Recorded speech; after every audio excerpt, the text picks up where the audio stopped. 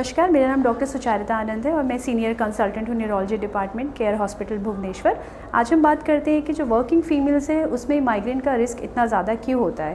देखिए, देखा गया है कि जैसे यूजुअली भी जो माइग्रेन है फीमेल्स में ज़्यादा दिखता है और इसका जो प्रेवलेंस है, जो फीमेल वर्किंग है मतलब घर से बाहर काम वाम करते हैं, उनमें रिस्क इसका और ज़्यादा बढ़ जाता है। तो इसके बहुत सारे कारण होते हैं। फर्स्ट एंड फॉरमोस्ट कारण है कि स्क्रीन टाइम, जैसे आप अगर कहीं भी काम कर रहे हैं तो आपका एक्सपोजर टू लैपटॉप या फिर आपका फ़ोन का यूजेज बहुत ज़्यादा बढ़ता है, तो उसकी वजह से ये जो आपका माइग्रेन हो ट्रिगर होता है। फिर नेक्स्ट इंपॉर्टेंट फैक्टर है स्ट्रेस। जब भी आप कोई किसी वर्किंग कंडीशन में है तो डेफिनेटली स्ट्रेस बहुत ज़्यादा होता है। तो ये देखा है कि हमने कि जो स्ट्रेस है उसकी वजह से माइग्रेन ट्रिगर हो जाते हैं।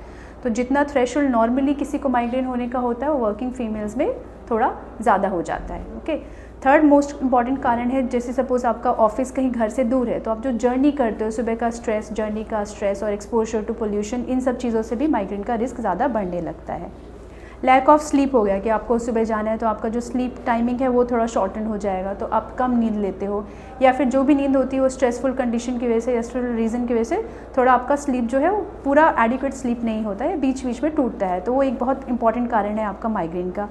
फिर आता है आपका डाइट्री, जैसे सपोज आपका इनटेक ऑफ कितना पूरे दिन में आप कितना लिक्विड ले रहे हैं, वो चीज़ें बहुत मैटर करती है। तो वर्किंग फीमेल जैसे पूरा दिन ऑक्यूपाइड है अपने काम वगैरह, तो उनका जो इनटेक ऑफ ये सारा फ्लूइड्स वगैरह है या फिर जो डाइट्री है वो हैबिट्स इतनी अच्छी नहीं होती, तो उसकी वजह से माइग्रेन का रिस्क और बढ़ जाता है।